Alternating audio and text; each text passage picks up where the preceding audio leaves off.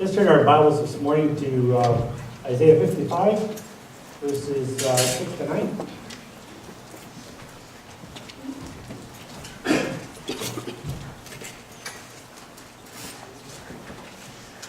Seek the Lord while he may be found. Call on him while he is near. Let the wicked forsake his way, and the evil man his thoughts. Let him turn to the Lord, and he will have mercy on him. And to our God, for he will freely pardon. My thoughts are not your thoughts, neither are your ways my ways, declares the Lord. For the heavens are higher than the earth, so are my ways than your ways, and my thoughts than your thoughts. If we bow our heads in prayer.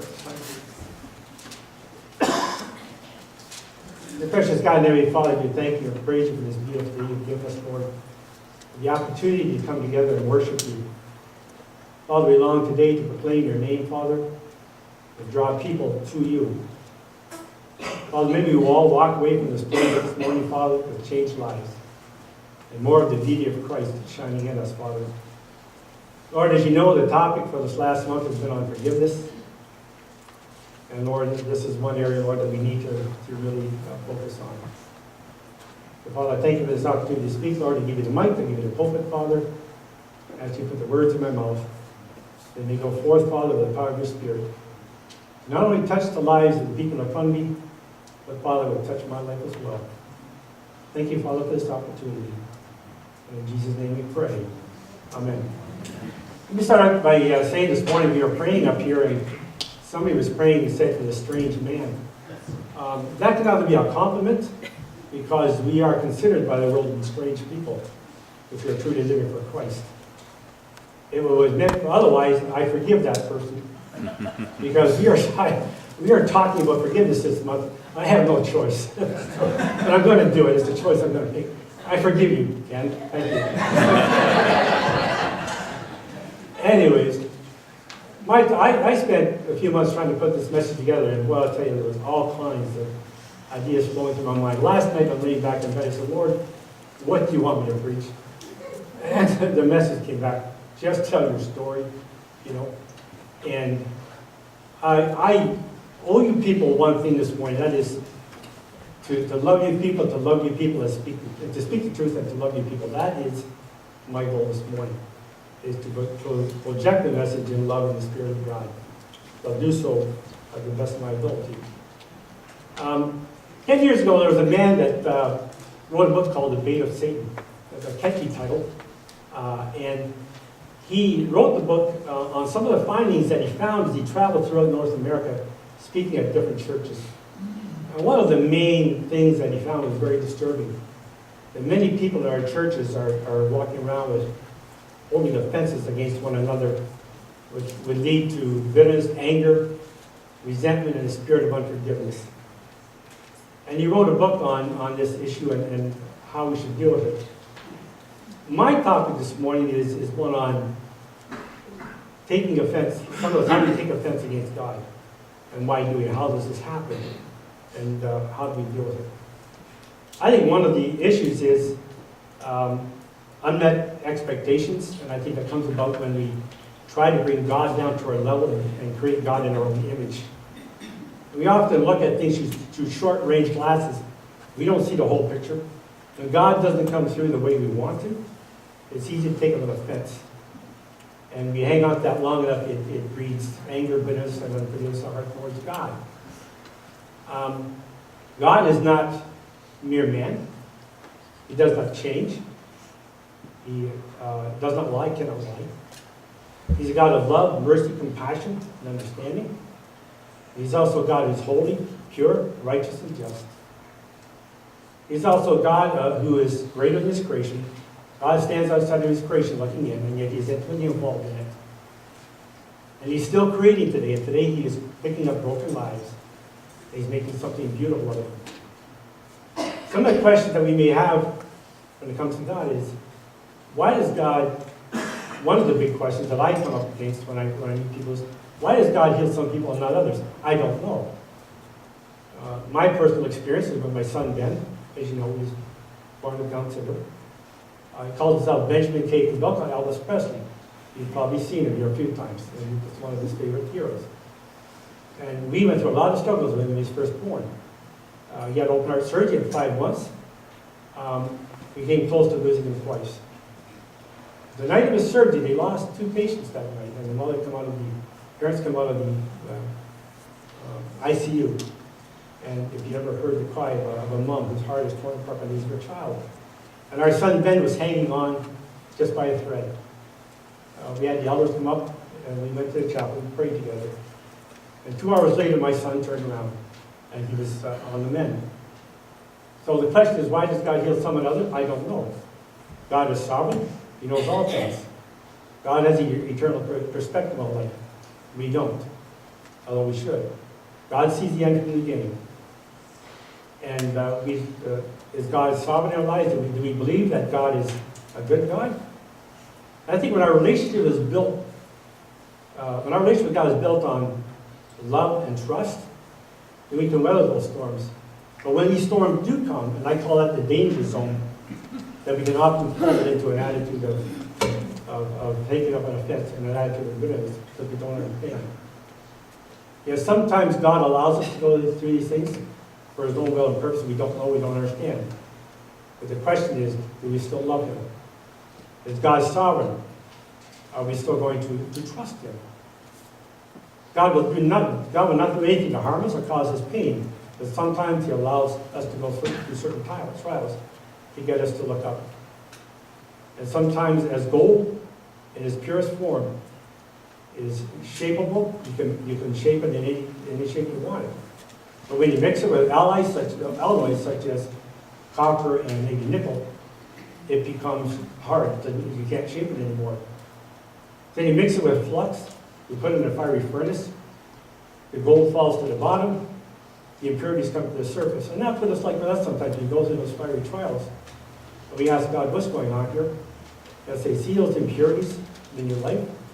He said, that's what these fiery trials, that's what they brought to the surface. If you will come to me, if you will repent, I will take my ladle and I will dip it in, and I will take those impurities out of your life, such as pride, self-sufficiency, unforgiveness for sure, resentment. He wants those to be removed from our lives. So the question is, do we trust Him? Do we love Him? Are we going to stay the course? I want to tell you a personal story of mine that started 27 years ago, and it changed the course of my life, and still the rippling effects are with me today. Back when I was about 30-some years old, I was living in a bachelor apartment in a friend's home, a Christian couple. And Friday nights we'd have prayer meeting and Bible study downstairs. And there would be 10 or 15 of us would get together. And one night the host of the Bible study came up to me. She said, we need to pray for this family. And I said, why? What do we need to pray about? She said, this lady, her husband, has a terminal brain cancer called glioblastoma.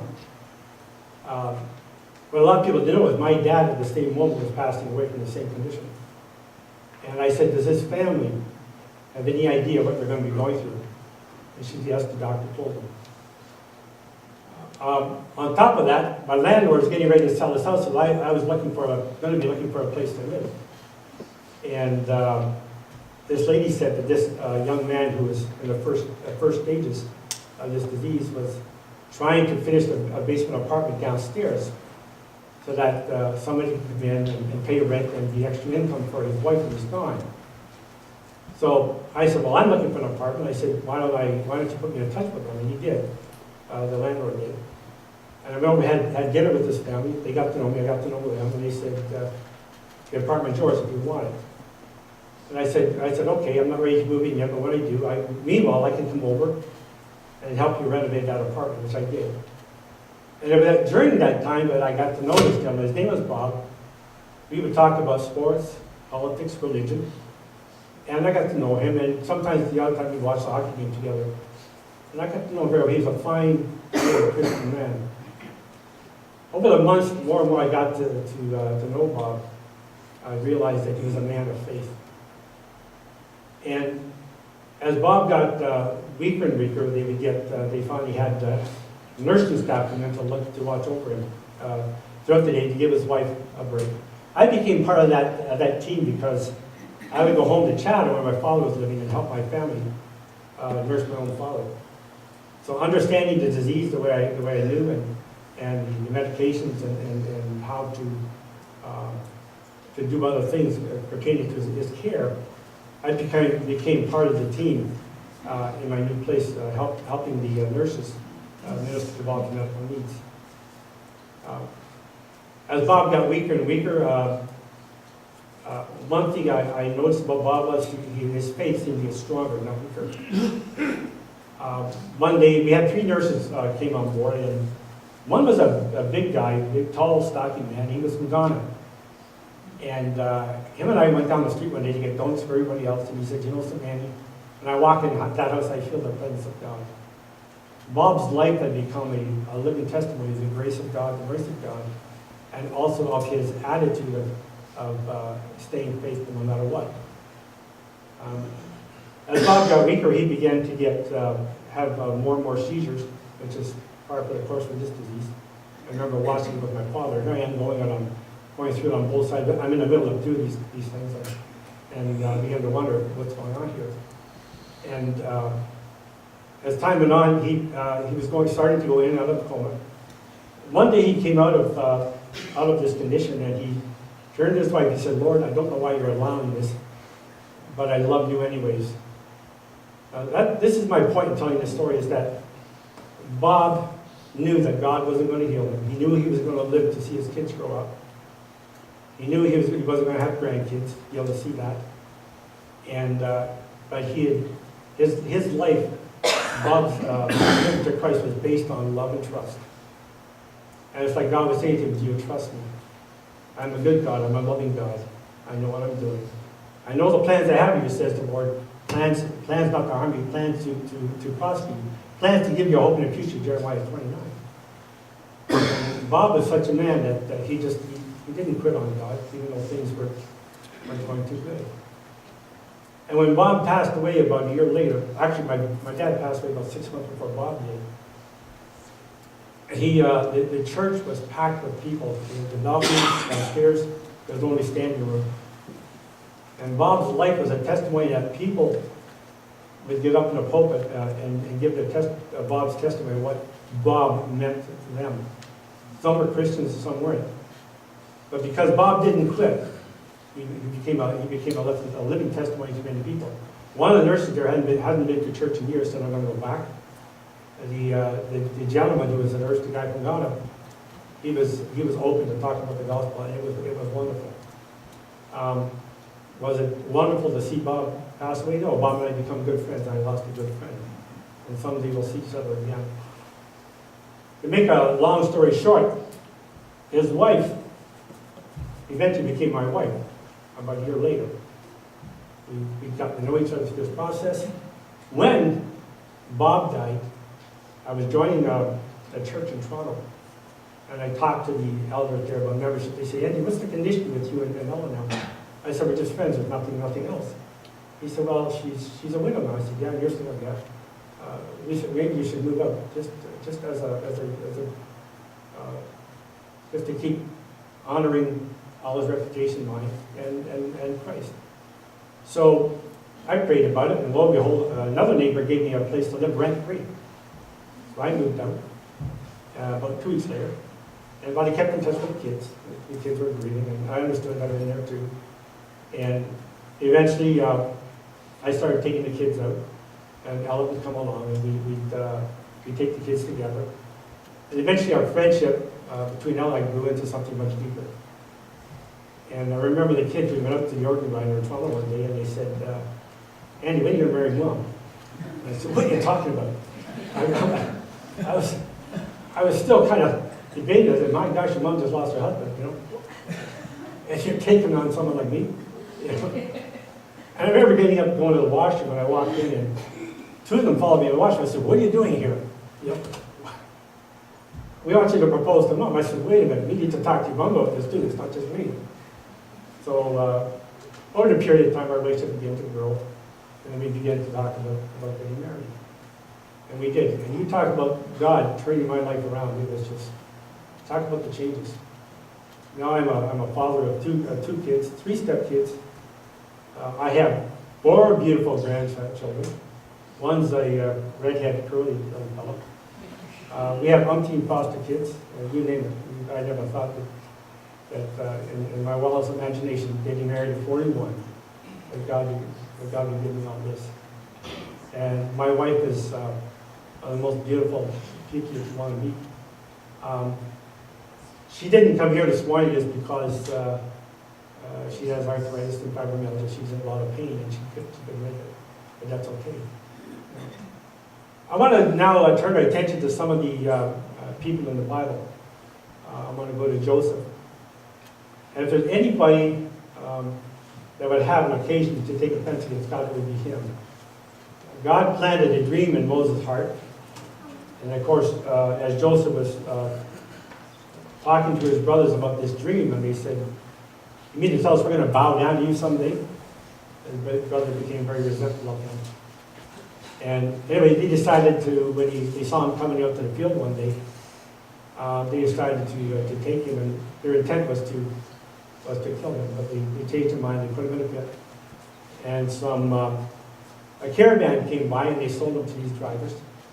And they took Joseph down to Egypt and sold him to Potiphar, who was a high official in Pharaoh's court. And here's a man that whatever position God placed him in, never wavered. I think two things that kept Joseph going. Number one, he kept the dream in front of him. And number two, his relationship with God was built on love and trust.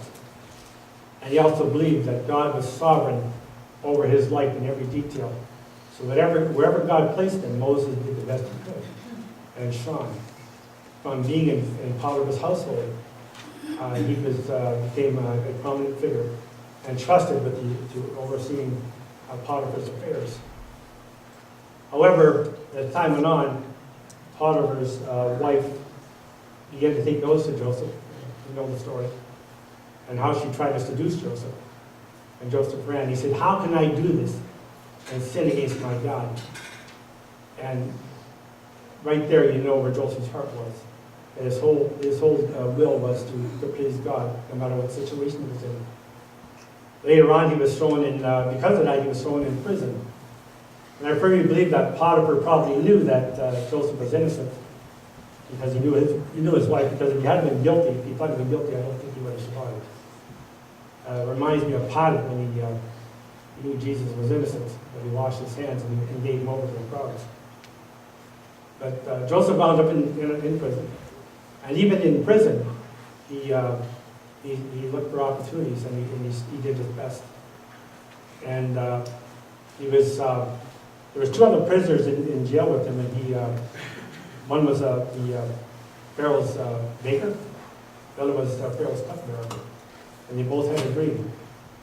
So Joseph came along and interpreted a dream for them, and he said, now when the cupbearer was going to be returned to Pharaoh's favor, the unfortunate baker was going to lose his head.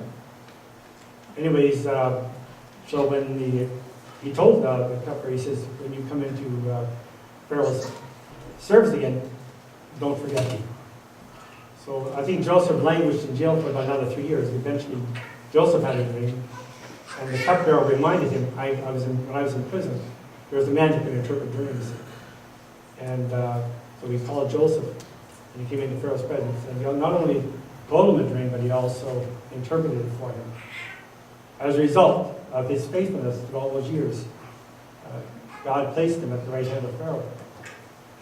During this period of time, I believe that God was preparing him for that particular point in his life where he would be next to Pharaoh, where he would be able to reach out and save his people from starvation.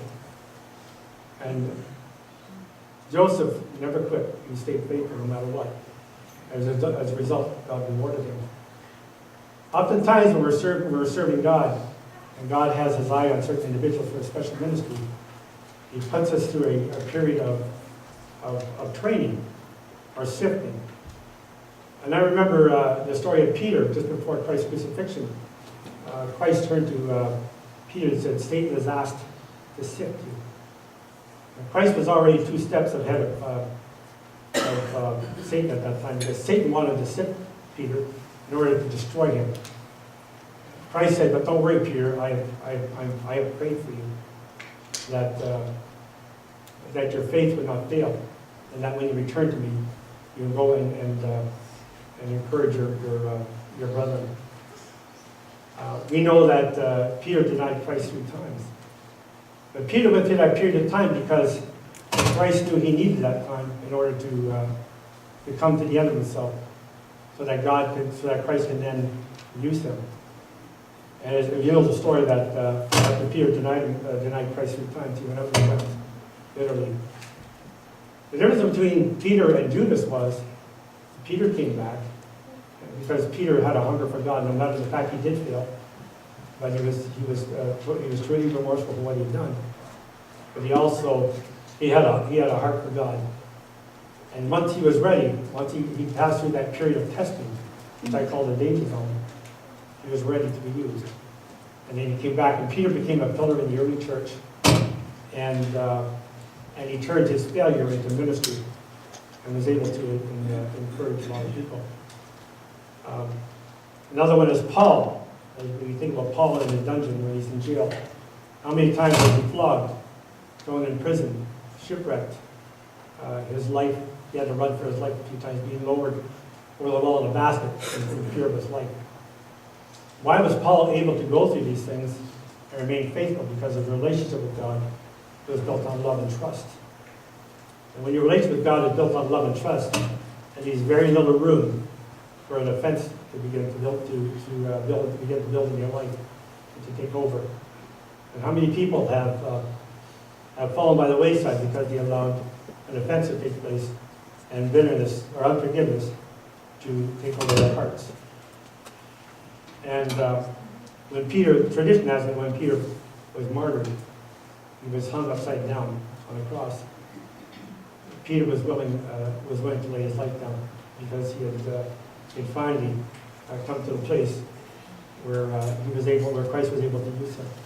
We all must come to those points in our lives from time to time where God will send tests.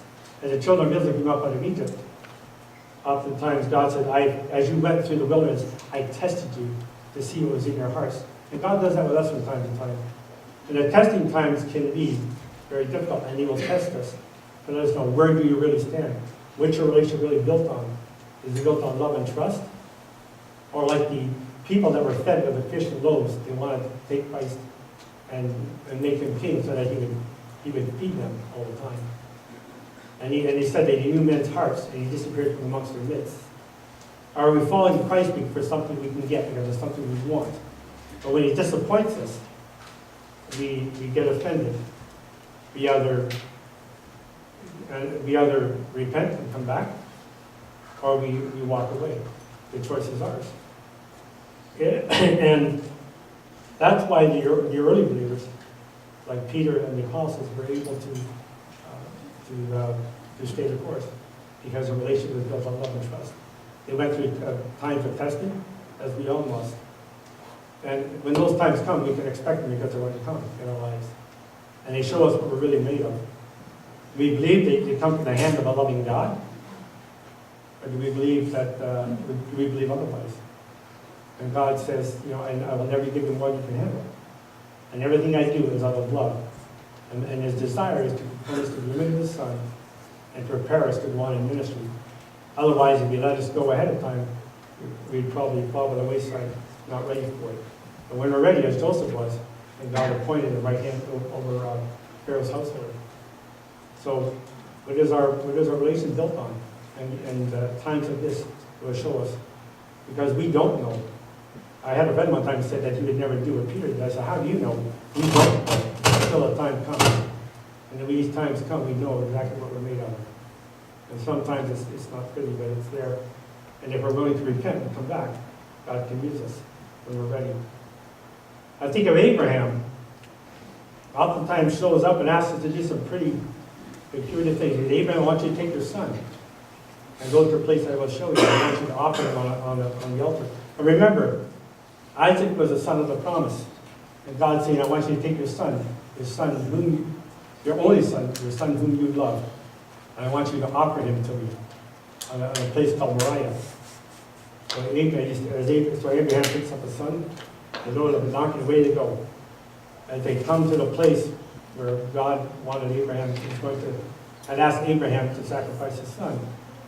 As Abraham put Isaac on top of the altar, Isaac said, "Where's the sacrifice, Father?" And he said, God will provide. And as he raised his hand to plunge it into his son, the angel of the Lord stopped him and he said, "Abraham, do not harm the lad. Now I know you fear me." Abraham went through a supreme test. Abraham could have said, "No way, I'm out of here, I quit." But he stayed the course. He trusted God and believing that God could raise his son from the dead if need be. And at the end of Abraham's life, he stood a grand old man of faith, knowing that he had passed the test. And as a result, Abraham today is known as the father of the nations.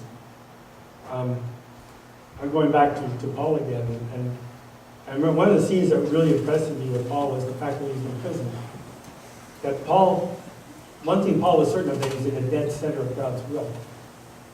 While in prison, even there, he looked for opportunities to reach people with the gospel message. And oftentimes, Paul would be in prison on his back, stood up from the lashings that he took, and he'd be looking for an opportunity to witness to somebody. And oftentimes, it'd be one of his guards.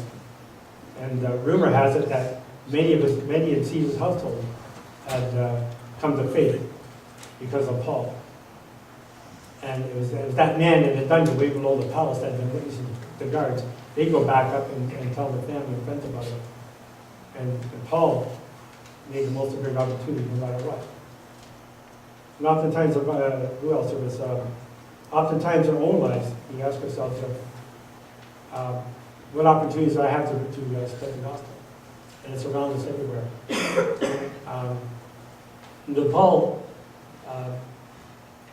When Paul came near the end of his life, he was able to say, "I've run the race and I've run it well." Paul had an eternal perspective on life. What do you do with a man like Paul who says, "To be absent from the body is to be present with the Lord"? And he also said, whether I die, when I go and die, and I go to be with the Lord.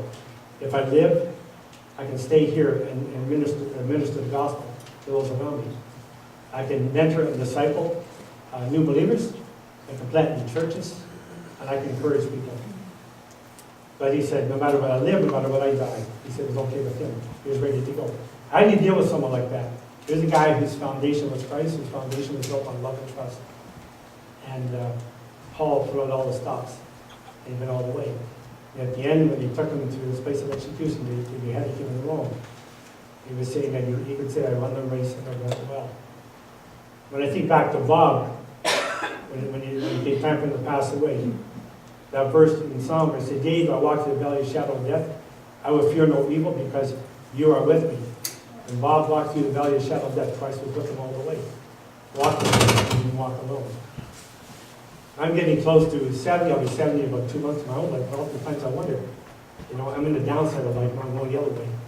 And also, sometimes I feel like I'm in a landing pattern. I'm circling, ready to come in. And the one thing I do have going is that I have Christ in the control tower guiding me in. And one of these days, he's going to lead me in, and I'm going to land. I don't know when, but that time is coming, of course, for all of us. The question is, am I making my life count for eternity? Oftentimes when we struggle with forgiveness, I think sometimes we need to go into, how's your relationship with the Lord? How's it going? Because that's where it begins, and that's where it ends. So the question is, are we willing to forgive? Are we taking up offenses against one another? Christ said to the disciples, he said, love one another as I love you. All men will know you're my disciples if you have love one for another. Do we truly love each other as Christ loved us? Or has our love grown cold? Have we forgotten where we come from? Have we forgotten that we owe a debt that we cannot pay, no matter what we do? And on the cross, our debt has been nailed to the cross. Debt, paid in full, canceled, written in red in the blood of the Son of the Lord Jesus Christ. And I think sometimes, I wonder, have we forgotten that day when Christ captured our hearts? For me, it was 1956 in June. I was 8 years old when my journey started. As I matured more and more as I came along in life, I began to understand more and more what it meant to follow Christ. And I think sometimes we forget that, and other times I just wonder exactly, did we really make a commitment at all? I don't know. But when we come to understand what Christ has done for us across, how can we withhold forgiveness from people? I remember that verse that those that were forgiven will love them, those that were forgiven much, love much. I don't think it means that we've all been forgiven to a certain degree. We've all been forgiven much. We all owe a debt that we cannot pay. And we often forget that. And it's we have to really sometimes go back and remember those times when we forget. I remember when the children of Israel came up out of Egypt, whenever God did something spectacular in their lives, they put down memorial markers. And the Lord said that when you come back, if you ever come by this way again, and you come upon one of these markers, remember what I did for you. Sometimes we need to go back to that time when we first met Christ and sort of live that over again, or remember what He did for us. It's something that reminds us that, hey, I owe a debt here, and I owe a debt to forgive. Some of you perhaps have been hurt deeply and you find it difficult to forgive. Forgiveness is a choice we make. Some of you, it might be a long journey. You choose to forgive, and you start to walk through that journey, and Christ walks with you to completion. I know for a number of years I held a lot of resentment in my life against my own family for some of the things that happened. And when I came back to Christ at the age of 27, I had to learn to forgive. And it was a difficult journey for me. It took a long time. Eventually it happened. And I read a book by Tim LaHaye. My aunt, who was also dying of cancer, she told me one day, she said, Andy, how does anybody ever live without Christ? I said, well, I have no idea. I can't, and I don't want to. And she gave me a book by Tim LaHaye on anger, unforgiveness, and depression. I remember I began to read the book, and I began to open my eyes to some of the things that were going on in my own life, and the things that I had to let go of. And as I did, it wasn't long before my depression began to lift. I began to live again. The question is, do you want to be healed? Do you want to be set free? Because when we hang on to bitterness, we hang on to unforgiveness, we're the ones that pay the price. And secondly, if you do not forgive others, their trespass against you, neither will your Father which is in heaven forgive you. That's a command. It's not a suggestion. That's something He expects us to do, because we have been forgiven so much, and oftentimes we forget that. And so when we obey that command, God is pleased and we are set free.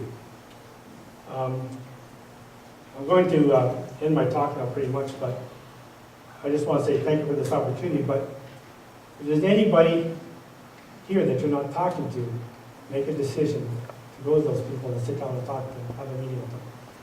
If there's anybody in this church that you won't sit beside, maybe you need to talk to them too. These are signs that you're holding unforgiveness and bitterness in your heart. When you won't associate with people because of something they've said or done. And we need to forgive. Forgiveness is so important. If you don't forgive, your relationship with God begins to deteriorate. And then we wonder why we're tired, we're not happy, we're frustrated. And we pay a high price for it. We really do. And oftentimes it's a sign that God's saying there's something wrong here. And there's a wall comes up between you and God. And the wall has to come down. And the only way is to choose to forgive. And start to walk that journey. I ask you today, if anybody here is struggling with it, choose to forgive. And walk in freedom and find healing. Thank you very much.